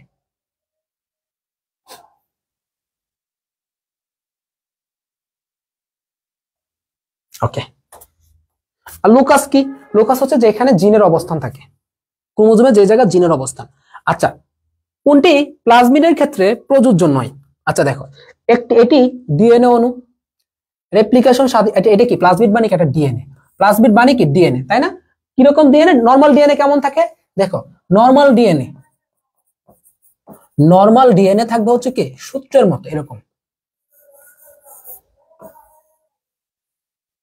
এরকম, তাই না? আর প্লাজমিড কেমন থাকবে? প্লাজমিড থাকবে হচ্ছে কি এরকম বৃত্তাকার ডিএনএ। তাহলে নর্মাল ডিএনএ এরকম সূত্রাকার, প্লাজমিড থাকবে হচ্ছে কি বৃত্তাকার। ওকে, আচ্ছা দেখো, রেপ্লিকেশন স্বাধীনভাবে ঘটে। তাহলে আমরা আগেই পড়ে আসছি কি প্লাজমিডের রেপ্লিকেশনটা কি হবে ভাইয়া? স্বাধীনভাবে ঘটবে, এটা আমরা আগে পড়ে আসছি। কোন জিন বহন করে না, এটা কি হবে? হবে না। এটা কি দ্বিসূত্র, তাহলে এটা কি দেখলাম? দ্বিসূত্র। তাহলে কোন জিন বহন করে না, এটা হবে না। কয়েক হাজার জিন কিন্তু প্লাজমিড বহন করে। তাহলে উত্তর কি হবে? কোন জিন বহন করে না। এটা কি ভুল উত্তর, বুঝছি সবাই? আচ্ছা, কোন প্লাজমিড অ্যান্টিবায়োটিক প্রতিরোধী জিন থাকে? এটা কি আমরা জানি হচ্ছে কি আর প্লাজমিড হচ্ছে কি অ্যান্টিবায়োটিক প্রতিরোধী জিন কিন্তু থাকে, এটা আমরা অলরেডি জানি। তাহলে আর প্লাজমিড হচ্ছে কি অ্যান্টিবায়োটিক প্রতিরোধী জিন থাকে। এফ মানে হচ্ছে কি বলো? এফ প্লাজমিড মানে হচ্ছে কি এটা ফার্টিলিটি। আবারও বলতেছি, এটা হচ্ছে কি ফার্টিলিটি, বা কি করা হয় যৌন প্রজনন লাগে এটা। ঠিক আছে, এটা হবে কি কোল প্লাজমিড। কোল প্লাজমিড তো জানি আমরা কোলিসিন তৈরি করে, এবং এই কোলিসিন কি করে? ইকোলাইয়ের উপর কাজ করতেছে, আর কিছুই না। 25-এ চলো। আচ্ছা দেখো, মানে এই কোশ্চেনটা মনে আছে, আমরা কিন্তু শুরুতে পড়ে আসছি 23-24-এ, যে কোনটি জীব প্রযুক্তির ক্ষেত্রে জিএমও আর পূর্ণাঙ্গ রূপ। তো আমরা 23-24-এ কি পড়লাম? যে কোনটি পূর্ণাঙ্গ রূপ নয়। তাহলে দেখো, জেনেটিক্যালি মাল্টিপ্লাইড হবে না, জেনেটিক্যালি মডিফাইড অফস্প্রিং হবে না, জেনেটিক্যালি মাল্টিপ্লাইড অফস্প্রিং হবে না, জেনেটিক্যালি মডিফাইড অর্গানিজম, এটা হচ্ছে উত্তর। তাহলে দেখো, কোশ্চেন ব্যাংক কেন দরকার, বুঝছো? তো তুমি যদি এটা পড়ো, মানে 17-18 সেশনে এই কোশ্চেনটা পড়ে থাকলে, যে 23-24-এ ওই কোশ্চেনটা অ্যান্সার করছে, সে কিন্তু জিনিসটা পারছে। তার মানে সেম টাইপ থেকে কিন্তু কোশ্চেনটা আসছে। এই জন্য আমি তোমাদেরকে মানে কয়েকটা ইয়ারের কোশ্চেন তোমাদেরকে সলভ করে দিচ্ছি, বুঝছো? যাতে করে কি, ধরো আজকের ক্লাসে তুমি যে কোশ্চেন গুলো পড়ে যাচ্ছ, শোনো কোশ্চেন ব্যাংকটা কেন দরকার। ধরো আজকের ক্লাসে তুমি এখানে যে কোশ্চেন গুলো পড়বা, আমি তো ব্যাখ্যা সহ দিচ্ছি, বা এটার আশেপাশে কি ইনফরমেশন থাকতে পারে, বা এটা রিলেটেড কি ইনফরমেশন থাকতে পারে, সবগুলোই কিন্তু আমি তোমাদেরকে দিচ্ছি। তো এটার দ্বারা হবে কি, তোমার নেক্সট সেশনে যদি কোনো কোশ্চেন আসে, দেখবা আজকের ক্লাসের ব্যাখ্যা থেকে বা এই কোশ্চেন ব্যাংকের ব্যাখ্যা থেকেই কোনো না কোনো ভাবে আসছে। সো কোশ্চেন ব্যাংকে তুমি হয়তো বা এই চ্যাপ্টারের উপর কয়টা কোশ্চেন পড়বা? সর্বোচ্চ 35 থেকে 40টা কোশ্চেন, এর বেশি কোশ্চেন কিন্তু যাবিতে আসা নাই। তো এই কোশ্চেন গুলো পড়ার পর তুমি কিন্তু তোমার সেশনে এর আশেপাশে কোনো কোশ্চেনই কমন পাবা। ভাগ্য থাকলে হুবহু কোশ্চেন কমন পেতে পারো, ভাগ্য না থাকলে বা যদি একটু কম ভাগ্য থাকে তাহলে কি হবে, মানে রিলেটেড কোশ্চেন গুলো কমন পাবা। এই জন্য বলি হচ্ছে কি, কোশ্চেন ব্যাংক হচ্ছে কি অ্যাডমিশনে বাইবেলের মতো, মানে এটা তোমার পড়তেই হবে, এটার উপর গুরুত্ব দেওয়াই লাগবে, বারবার প্র্যাকটিস করা লাগবে। এটা প্র্যাকটিস করো, তুমি 60 to 70% কোশ্চেন হুবহু কমন পাবা, বুঝছো সবাই? তো বাট তোমরা যেটা করো, অনেকে কঠিন কাজটা করো, শুধুই থিওরি পড়ো। থিওরি পড়বা ভাই, থিওরি তো কেউ না করে নাই, ওটা তো পড়বে, মাস্ট পড়তে হবে। থিওরি পড়ার পর হচ্ছে তোমাকে অবশ্যই, বা থিওরি পড়ার আগে বলো বা পরে বলো, মানে কোশ্চেন ব্যাংকটা রিভিশনের উপরেই থাকবা শুধুমাত্র, সেটা যে কোনো ভার্সিটি হোক। শুধু রিভিশনের উপর থাকবা। তুমি যদি একটা চ্যাপ্টারের উপর সকল ভার্সিটি কোয়েশ্চেন ব্যাংক পড়ো, তাহলে কিন্তু তোমার মোটামুটি 600-700 কোয়েশ্চেন ইজিলি রিভাইজ হয়ে যায়। এবং এই 600-700 কোয়েশ্চেন দেখবা একটা কোয়েশ্চেনই বারবার রিপিট হচ্ছে, দ্যাট মিনস তোমার বারবার কিন্তু রিভাইজ হচ্ছে। তার মানে হচ্ছে কি তোমার জিনিসটা মাথায় ঢুকে যাচ্ছে। সো কোয়েশ্চেন ব্যাংকটা বারবার পড়ো, তাহলে দেখবা মানে অ্যাডমিশনে খুব ইজিলি তুমি চান্সটা পেয়ে যাবে ইনশাআল্লাহ।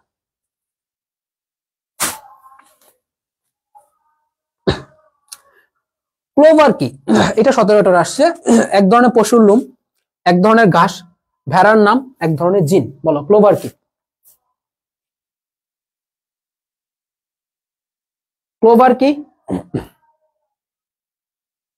হ্যাঁ, সিইউতে প্রচুর কোয়েশ্চেন রিপিট করে। আচ্ছা, ক্লোভার হচ্ছে কি এক ধরনের ঘাস। ক্লোভার হচ্ছে কি এক ধরনের ঘাস।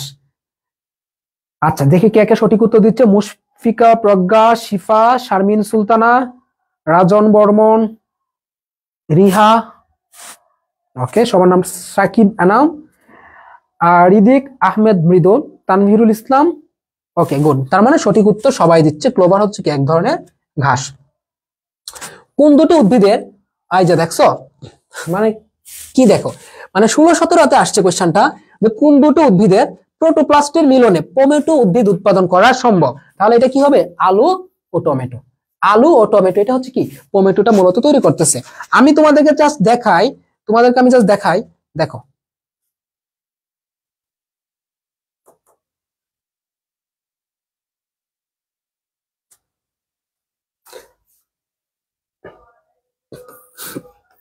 আমি জাস্ট দেখাই তোমাদেরকে। এই দেখছো 16-17 কোয়েশ্চেন ছিল ওইটা, মানে 23-24 আসছে এইটা, যে আলু ও টমেটো প্রোটোপ্লাস্ট ফিউশন করে কি উৎপন্ন করে? টমেটো। সেম টাইপের কোয়েশ্চেন কিন্তু এটাও ছিল যে কোনটি পরস্পর মিলনে সৃষ্ট উদ্ভিদকে সাইব্রিড বলে? সাইটোপ্লাজম। তাহলে দেখছো জিনিসটা, মানে টাইপ কিন্তু প্রায় সেম, তাই না? সেম টাইপের কোয়েশ্চেন কিন্তু। তাহলে দেখছো এইভাবে জিনিসগুলো রিপিট হয়, হুবহু না হলেও কাছাকাছি জিনিসগুলো রিপিট হচ্ছে। তাহলে এটা কি হবে? আলু ও টমেটো। ওকে, যে সমস্ত প্লাজমিড একটি ব্যাকটেরিয়াম থেকে অন্য ব্যাকটেরিয়ামে জেনেটিক বস্তু স্থানান্তর করে, এটা কি হবে? এটা হবে কি জেনেটিক বস্তু স্থানান্তর করে। জেনেটিক বস্তু স্থানান্তর করে তাকে কি বলা হচ্ছে? তাহলে কি বললাম, যে যে সমস্ত প্লাজমিড একটি ব্যাকটেরিয়াম থেকে অন্য ব্যাকটেরিয়ামে জেনেটিক বস্তু স্থানান্তর করে তাকে কি বলা হয়? এফ প্লাজমিড, আর প্লাজমিড, কোল প্লাজমিড নাকি ডি প্লাজমিড? বলো।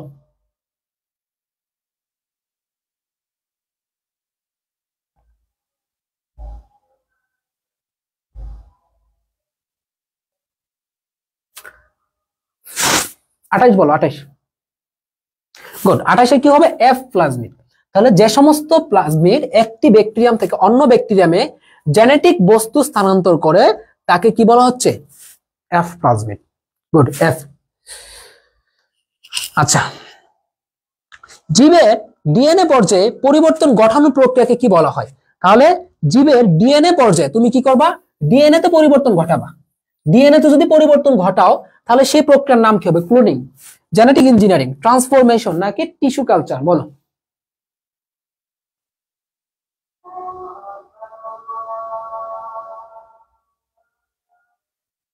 আচ্ছা, ফার্স্ট অফ অল আসো, ক্লোনিং জিনিসটা কি ভাই? ক্লোনিং মানে কি? তুমি একটা জিনিসের কপি করবা, তুমি জাস্ট কপি করবা। তাহলে ভাই দেখো, তুমি যখন জিনিসটাকে কপি করতেছো, তুমি একটা টেক্সট যখন কপি করো, ওই টেক্সটের কি কোথাও কোনো চেঞ্জ করো? আমরা যখন আগের কোশ্চেন দেখে আসছিলাম যে ক্লোনিংটা কি, ক্লোনিং এ কি বলছিলাম? সবকিছুই নানা হবে, মানে কোনো ধরনের ডিএনএ চেঞ্জ হয় না, তাই না? কোনো কিছুর কিন্তু মোটামুটি চেঞ্জ হয় না, কারণ ক্লোনিং মানে কি আমি সেম জিনিসটাকে হুবহু কপি করতেছি। তো সেটা হচ্ছে কি তোমার ক্লোনিং। তার মানে কি এই ক্লোনিং কি করতেছে? কোনো একটা জিনকে হুবহু আরেকটা কপি করতেছে, এখানে কোনো প্রকার চেঞ্জ কিন্তু হয় না। জেনেটিক ইঞ্জিনিয়ারিং এর অপর নাম কি? Recombinant DNA technology. নামগুলো দেখো, রিকম্বিনেন্ট। তাহলে রিকম্বিনেন্ট মানে কি? রি মানে রি শব্দের অর্থ কি জানো? পুনরায়। রি শব্দের অর্থ হচ্ছে কি? পুনরায়। আচ্ছা, কম্বিনেন্ট থেকে কি আসে? মিলন, কম্বিনেশন বলি না আমরা? কম্বিনেশন বলতে কি বুঝি? তোমার অনেকে বলে কম্বাইন্ড, মানে কি ছেলে মেয়ে একসাথে ক্লাস করে, এটা বলে কি কম্বাইন্ড। তাহলে কম্বিনেশন মানে কি? দুইটা জিনিসের একত্রে মিলন বা একসাথে। তাহলে রিকম্বিনেন্ট মানে কি? মিলন। পুনরায় মিলন। তাহলে রিকম্বিনেন্ট ডিএনএ টেকনোলজি মানে কি, দুইটা ডিএনএ কে একসাথে মিলিত করা হচ্ছে, অর্থাৎ একটা কাঙ্ক্ষিত জীবের মধ্যে, একটা কাঙ্ক্ষিত জীবের ডিএনএ তে আরেকটা কি করা হয়, যে ডিএনএ একটা অংশ এনে কি করা হয়, একসাথে জয়েন করে দেওয়া হয়, এটা হচ্ছে কি রিকম্বিনেন্ট। বুঝছো? তাহলে রিকম্বিনেন্ট ডিএনএ টেকনোলজি অথবা জেনেটিক ইঞ্জিনিয়ারিং এর মাধ্যমে কি করা হচ্ছে, জীবের ডিএনএ পর্যায়ে পরিবর্তন ঘটানো হচ্ছে। টিস্যু কালচার কি, টিস্যু কালচার মানে হচ্ছে কি, শুধুমাত্র তোমার টিস্যুকে কি করা হয়, তোমার একটা আবাদ মাধ্যমে দিয়ে ওইখান থেকে চারা তৈরি করা হয়। তার মানে টিস্যু কালচারে কিন্তু কোনো কিছু চেঞ্জ করা হচ্ছে না, শুধুমাত্র এখানে রিপ্রোডাকশনটাই হচ্ছে, যে উদ্ভিদের রিপ্রোডাকশন হচ্ছে, আর কিছু না। মানে উদ্ভিদের কি হচ্ছে, প্লান্টলেট তৈরি হচ্ছে, আর এক্সপ্লান্ট থেকে প্লান্টলেট তৈরি হচ্ছে। এটা হচ্ছে তোমার কি, মূলত আমাদের কি বলা হচ্ছে, টিস্যু কালচার। আচ্ছা, বুঝছি সবাই? তাহলে অর্থগুলা বুঝলে না অনেক ভালো লাগে পড়তে। পানিতে তৈল দূষণ কমানোর জন্য ব্যবহৃত অণুজীবের নাম কি? Pseudomonas, E coli, Torula S P, Agaricus. বলো।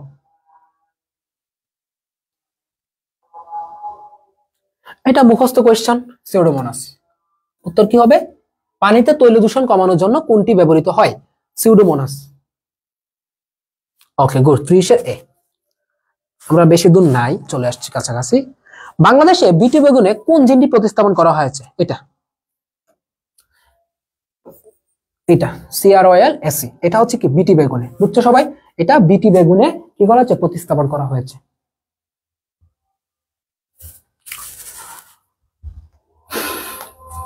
আচ্ছা, পরে আসো। কোন ব্যাকটেরিয়ার প্লাজমিডের মাধ্যমে ক্লোভার ঘাসে, এটা হবে এখানে, ক্লোভার ঘাসে সালফার যুক্ত অ্যামিনো অ্যাসিড উৎপাদনের জিন স্থানান্তর করায়? তাহলে ক্লোভার ঘাসে কি থাকতেছে? সালফার। যদি কখনো কোয়েশ্চেন আসে ভাইয়া যে ক্লোভার ঘাসে কি থাকতেছে? সালফার, তাহলে প্রশ্ন থেকে এই উত্তরটা আমরা পাবো যে তোমাকে যদি বলা হয় কোনটি সালফার যুক্ত ঘাস, ক্লোভার ঘাসে কি থাকতেছে? সালফার যুক্ত ঘাস। তাহলে দেখো এখানে কি হবে, এটা হবে কি এগ্রোব্যাকটেরিয়াম টিউমোফেসিয়ান্স, এটা এগ্রোব্যাকটেরিয়াম। তাহলে কি আসতেছে? এগ্রোব্যাকটেরিয়াম। সো আমরা এই প্রশ্ন থেকে আরো একটা ইনফরমেশন পাচ্ছি যে ক্লোভার ঘাসে সালফার যুক্ত অ্যামিনো অ্যাসিড উৎপাদন থাকে। আচ্ছা, নেক্সট কোয়েশ্চন। কোনটিকে আণবিক কাছি হিসেবে পরিচিত? এখন দেখো এই কোয়েশ্চনটা আছে না, এই কোয়েশ্চনটা আমরা খুবই কম পাইছি এখানে। বুঝছো? এই কোয়েশ্চনটা কিন্তু আমরা খুবই কম পাইলাম। এইটাই মনে হয় আমাদের লাস্ট কোয়েশ্চেন আজকে। এই কোয়েশ্চেনটা খুবই কম পাইছি, বাট তুমি শুধু জাহাঙ্গীরনগর না, তুমি অন্যান্য বিশ্ববিদ্যালয়ের কথা যদি চিন্তা করো, ইটস ভেরি ভেরি ইম্পর্টেন্ট। তাহলে কোনটিকে আণবিক কাছে বলা হচ্ছে? রেস্ট্রিকশন এনজাইমকে। এখানে কি থাকে? Restriction endonuclease enzyme. রেস্ট্রিকশন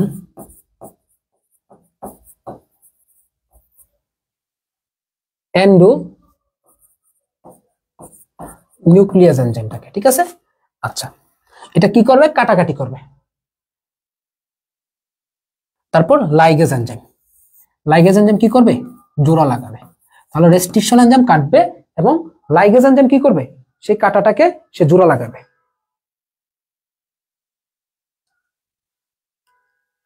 হ্যাঁ, এটাকে কি বলা হচ্ছে? আণবিক কাছি বলা হচ্ছে। ওকে, বা মলিকুলার সিজার। এই মোটামুটি ছিল আমাদের আজকের এই চ্যাপ্টারটা, খুবই ছোট একটা চ্যাপ্টার। তাহলে আমরা যদি বলি এই চ্যাপ্টার থেকে আমরা কি পড়বো, আমি একটু সাজেশন দেই তোমাদেরকে।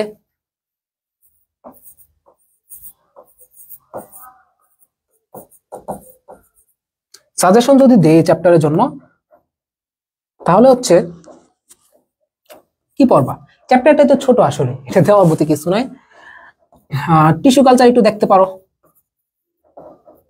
টিস্যু কালচার থেকে কি পড়বো আমরা? এর নাম পড়বো, এর অনেকগুলো নাম আছে, কিন্তু নামগুলো দেখবো। ধাপগুলা একটু, ধাপের নাম শুধু পড়বো, ধাপের নাম। এরপর আসো, মোস্ট ইম্পর্টেন্ট হচ্ছে তোমার কি? Genetic engineering. জেনেটিক ইঞ্জিনিয়ারিংটা খুব ইম্পর্টেন্ট। এই চ্যাপ্টার সাজেশন দেওয়ার মতো আসলে কিচ্ছুই নেই, চ্যাপ্টারটাই ছোট, সবগুলাই মোটামুটি বলা চলে কি ইম্পর্টেন্ট। 3 নাম্বার হচ্ছে তোমার গিয়ে insulin plus interferon, plus plasmid. বলতে গেলে আমরা সবই দিয়ে ফেলছি, তাই না? তো চ্যাপ্টারটা ইম্পর্টেন্ট, বাট এই জিনিসগুলো একটু বেশি ইম্পর্টেন্ট। মানে চ্যাপ্টারটি ইম্পর্টেন্ট বলতে কি এখানে আসলে বেশি কিছু নাই জিনিস, তো সাজেশন দেওয়ার মতো কিছু নাই। বই দাগিয়ে কবে দিবেন, এই যে দেখো আমার হাতে বই, আমি বই দাগাচ্ছি সারাদিনই মোটামুটি দাগাচ্ছি। আজকে ভার্সিটি ছিলাম, ক্লাস ছিল আমার, তো এই জন্য একটু দিনের বেলা দাগাই না, কালকে রাতে দাগিয়ে রাখছি। একটা চ্যাপ্টার প্রায় কমপ্লিট, 2টা পেজ বাকি আছে। প্রাণীর বিভিন্নতা শ্রেণীবিন্যাস প্রায় কমপ্লিট, রাতে ইনশাল্লাহ এই চ্যাপ্টারটা দিয়ে দিব। বাকি চ্যাপ্টার গুলো হচ্ছে আমি রাত থেকে শুরু করে দিব, কারণ আমার অনেকদিন অফ আছে ভার্সিটি, এই জন্য হচ্ছে টানা আমি কাজগুলো করতে পারবো। ক্লিয়ার? তো সবাই হচ্ছে ভাই রেগুলার ক্লাসগুলো করো, ইনশাল্লাহ জাহাঙ্গীরনগরের জন্য বেস্ট একটা প্রিপারেশন তুমি অসমিয়ামের সাথে নিতে পারবা। তো রেগুলারই ক্লাস হবে, বুঝছো? ইনশাল্লাহ রেগুলার ক্লাস হবে। পাশাপাশি যতটুক যখন যে সাজেশন দেওয়া দরকার, যে রেকর্ড ক্লাস দেওয়া দরকার, সবকিছুই তুমি জাস্ট পেজটা একটু ফলো করে রাখো, অসমিয়ামের পেজটা একটু ফলো করে রাখো, আর জাহাঙ্গীরনগর ডি ইউনিটের যে ফ্রি গ্রুপটা আছে এখানে ফলো করে মানে একটু জয়েন হয়ে থাকবা। এই 2টা জায়গার মধ্যে তোমাদের সবকিছু কিন্তু দেওয়া হচ্ছে। পেজটা ফলো করে রাখো, একটু পর পর দেখবা কোন একটা ইনফরমেশন পোস্ট করা হচ্ছে, বা কোন একটা ইম্পর্টেন্ট টপিক পোস্ট করা হচ্ছে, বা কোন একটা রেকর্ডের ভিডিও পোস্ট করা হচ্ছে, যাতে তুমি দেখো। আমার একটা জানো, মানে তোমরা তো আসলে অ্যাডমিশনে কি করে জানো, তোমরা কিন্তু অ্যাডমিশনে ফোন ইউজ করো, বাট আমি কি করতাম জানো? আচ্ছা আমি একটু শুনলাম, শুনো। আমার একটা স্ট্র্যাটেজি ছিল অ্যাডমিশনে। আমার এই ফোনটা ছিল না, এটা হচ্ছে আমার রিয়েলমি ফোন। তো আমি যখন অ্যাডমিশন দেই সেই 2020 এর লাস্ট বা 21 এই টাইমটাতে, তো আমি জানি যে ভাই আমি ফোন ইউজ করব, কারণ আমাদের এমন একটা বয়স, বা আমরা মানে আমাদের বয়স বলতে তোমরা যে অ্যাডমিশন ক্যান্ডিডেট যারা থাকে এই বয়সে আসলে ফেসবুক স্ক্রল করা, ইউটিউবিং করা, ইনস্টাগ্রামে যাওয়া, এগুলো আসলে অভ্যাস হয়ে গেছে। তো তুমি যতই চেষ্টা করো হয়তোবা তুমি 20% কমাইতে পারবা, 30% কমাইতে পারবা, বাট মানে অনেকে পারে একদম টোটালি অফ করে দিতে যে ফোনের প্রতি মানে অ্যাট্রাকশনটা, আর সবাই কিন্তু পারে না। সেক্ষেত্রে আমার একটা স্ট্র্যাটেজি ছিল, আমিও তোমাদের মতোই ছিলাম যে আমি খুবই ফোন ইউজ করতাম। বাট আমি কি করতাম যে আমি তো ফোন ইউজ করি ভাই, তো আমি এই জিনিসটাকে কিভাবে কাজে লাগাইতে পারি। তো আমি কি করলাম, আমার যে মেইন ফেসবুক আইডিটা আছে ওইটা আমি ডিএক্টিভেট করে দিলাম। এটা হচ্ছে আমার প্রথম স্টেপ, যে আমার মেইন আইডিটাকে ডিএক্টিভ করলাম অ্যাডমিশন টাইমটাতে। ডিএক্টিভ করে আমি একটা কি করলাম, ফেক আইডি করলাম, এবং এই ফেক আইডি খুলে অ্যাডমিশনে তখন যে অনলাইন ভিত্তিক যে প্ল্যাটফর্মগুলো ছিল, বিভিন্ন প্ল্যাটফর্ম ছিল, তো ওদেরকে আমি কি করলাম, একটু ফলো করে রাখলাম, ওদের গ্রুপগুলোতে জয়েন থাকলাম। হ্যাঁ, তারপর আরো কিছু ওয়েবসাইট আছে যেগুলোতে আমি অ্যাডমিশন টাইপে ইনফরমেশন পাবো, বা বিভিন্ন ধরনের নোট পাওয়া যায়। তো এই জিনিসগুলোর সাথে আমি কি করলাম, আমি একটু জয়েন থাকলাম। পাশাপাশি হচ্ছে টেলিগ্রামে কিছু তোমার পিডিএফ দেওয়া হয়, বিভিন্ন ইম্পর্টেন্ট পিডিএফ, তো ওগুলোতেও আমি জয়েন থাকলাম। আর এই আর কি মোটামুটি। তো এটা হচ্ছে প্রথম স্টেপ। তার মানে আমি যখন ফেসবুকে ঢুকবো তখন কিন্তু আমার নিউজ ফিডটাতে হয় কোনো অ্যাডমিশন সংক্রান্ত নিউজ আসবে, অথবা কোনো অ্যাডমিশন সংক্রান্ত কোনো একটা ছোট ভিডিও আসবে, অথবা কোনো একটা লাইভ ক্লাস আসবে, যেগুলো আমি দেখতে পারবো, তাই না? যেগুলো আমার জন্য একটু হলেও কাজে দিবে, অথবা কোনো একটা কিছু নোট আসতে পারে যেগুলো আমি দেখতে পারবো। ইউটিউবে সেম কাজটা করতাম, বিভিন্ন অ্যাডমিশনের বা তোমার বিভিন্ন অ্যাডটেকের যে চ্যানেলগুলো আছে, ইউটিউব চ্যানেলগুলো, সেগুলোকে আমি সাবস্ক্রাইব করে রাখলাম, এবং যেগুলোর মাধ্যমে আমি যেখানেই যাচ্ছি, আমি ইউটিউবে গেলেও আমি তোমার এই অ্যাডমিশন সংক্রান্ত আমার পড়াশোনা সংক্রান্ত জিনিসগুলো পেতাম। পাশাপাশি হচ্ছে কি, আমি ফেসবুকে আসলে সেম কাজটা। তারপর যেটা করতাম, বিভিন্ন নোটস বা বিভিন্ন ক্লাসের বা তোমার স্লাইড, তার চেয়ে বড় যে কাজটা করতাম, বিভিন্ন বইয়ের দাগানো বইয়ের পিডিএফ গুলো কি করতাম, আমি ডাউনলোড করে ফোনে রেখে দিতাম। তো ধরো দেখা যায় না, একদিন এক একটা কাজ পড়ে যায়। ধরো কোনোদিন আমার এই জায়গায় যাওয়া লাগতেছে দরকারে, ফ্যামিলি প্রয়োজন হোক বা নিজের প্রয়োজন হোক, কোনো একটা জায়গায় যাওয়া লাগবে। আমি ধরো কোনো একটা রিক্সা দিয়ে যাচ্ছি বা বাসে যাচ্ছি, তার মানে কি হচ্ছে, আমি কিন্তু পড়ার টেবিল থেকে চলে গেলাম, তো আমার তো পড়াটা হচ্ছে না। তো আমি যেটা করতাম, আমার ফোনের মধ্যে সবসময় তোমার মানে আমার ফাইল ম্যানেজারে কি থাকতো, বিভিন্ন নোটস আর বিভিন্ন চ্যাপ্টার, প্রত্যেকটা চ্যাপ্টার, বিশ্বাস করো আমার প্রত্যেকটা চ্যাপ্টারের বইয়ের পিডিএফ, সেটা দাগানো হোক বা তোমার একদম ক্লিন পেজ হোক, প্রত্যেকটাই আমার ফোনে ডাউনলোড করা ছিল। তা আমি ধরো বাসে বসে থাকলেও আমি কি করতাম, তোমার এই যে তোমার কাজ নাই কোনো, আমি সুন্দর করে বসে বসে তোমার কোনো একটা তোমার বই দেখতেছি বা আমি একটু দেখলাম, ওই জিনিসটা কিন্তু আমার মাথায় বেশি কাজে দিত। তুমি দেখো আমি যখন পড়ার টেবিলে বসতাম তখন কি আমার ইন্টেনশনটা তো আমি পড়বো, তো ওই সময় কিন্তু যতটা না আমার মেমোরি করতো, তার চেয়ে বেশি তুমি চিন্তা করো, তুমি একদিন একটু চেক করে দেখবা, তুমি একটা জায়গায় যাচ্ছ রিক্সা দিয়ে বা অটো দিয়ে বা বাসে, তুমি একটু ফোনে একটা পিডিএফ ওপেন করে পড়তে থাকো, তুমি দেখো ওই জায়গার জিনিসটা মনে থাকবে বেশি, বুঝছো? তো এই কাজটা আমি বেশি করতাম। তার মানে কি, আমি প্রত্যেকটা টাইমকে ইউটিলাইজ করার চেষ্টা করতাম, এটা ছিল আমার স্ট্র্যাটেজি। আমি জানি যে আমি ফোন ইউজ করবো, বাট ফোন ইউজটা করলেও যাতে আমার এই ইউজটা যাতে আমার অ্যাডমিশন সংক্রান্ত বা আমার পড়াশোনার সাথে রিলেটেড থাকে সেই কাজটা করতাম। তাহলে এটা তোমরা একটু করতে পারো, প্রয়োজনে তোমার মেইন আইডিটা ডিএক্টিভ করে একটা ফেক আইডি খুলে ইউজ করতে পারো। সেটা দিয়ে তুমি অ্যাডমিশন প্ল্যাটফর্ম গুলা বা বিভিন্ন গ্রুপ পেজ যা যা লাগে তোমার যেটা প্রয়োজন, যেটা তোমার কাছে মনে হয় যে তোমার ইউজফুল, সেটাতে তুমি একটু জয়েন থাকো। তারপর তুমি দেখবো ফেসবুকে ঢুকলেও তোমার কোনো না কোনো পড়াশোনা বিষয়ক জিনিস আসতেছে, তার মানে তুমি ফেসবুকে চালাচ্ছ, পাশাপাশি কিন্তু তোমার পড়াটাও হয়ে যাচ্ছে। আরেকটা কাজ আমি করতাম, ধরো এখন শীতকাল, তোমরা এই কাজটা করতে পারো, শুয়ে শুয়ে ইউটিউবে কি করবা, বিভিন্ন কোয়েশ্চেন ব্যাংক সলভ ক্লাস, আমাদেরও কোয়েশ্চেন ব্যাংক সলভ ক্লাস আছে, আমরাও এগুলা ইউটিউবে আপলোড দিচ্ছি, আজকে আজকে কয়েকটা ক্লাস আপলোড হচ্ছে। তুমি কি করবা, শুয়ে শুয়ে কি করবা, এই ক্লাসগুলো দেখবা। ধরো তুমি ঠান্ডার মধ্যে তো আসলে পড়ার টেবিল বেশিক্ষণ বসে থাকতে পারবে না, তো যতক্ষণ পড়ার টেবিলে থাকবো ততক্ষণ হচ্ছে তোমার লেখালেখির কাজ বা তোমার বই পড়ার কাজগুলা করলা। যখন তুমি শুয়ে পড়বা বা কম্বলের নিচে গেলা, তখন তুমি কি করবা, এই যে ফোনটা নিয়ে সুন্দর করে ইউটিউবে যাবা, কোন একটা চ্যাপ্টারে কোয়েশ্চেন ব্যাংক সলভ ক্লাস দেখলা, বা যা যা তোমার প্রয়োজন, বা কোনো একটা দাগানো বইয়ের পিডিএফ তুমি পড়তে থাকলা। দেখবা তুমি চিন্তাও করতে পারবে না, কয়েকটা দিন দেখো এই জিনিসগুলো কতটা কাজে দিবে। ক্লিয়ার? এই কাজটা একটু করতে পারো। আচ্ছা, নেক্সট চ্যাপ্টার কোনটা হবে সেটা আমি রুটিন দিয়ে দিব, আমরা ভাবতেছি একটা রুটিন দিয়ে দেবো যাতে রুটিন মাফিক ক্লাসগুলো হয়। কালকেও ক্লাস হবে ইনশাল্লাহ, কালকে হয়তো বা লাইভ কুইজও হবে, ক্লাসও কিন্তু হবে ইনশাল্লাহ। তো সবাই ভালো থাকো, সুস্থ থাকো, আল্লাহ হাফেজ, আসসালামু আলাইকুম।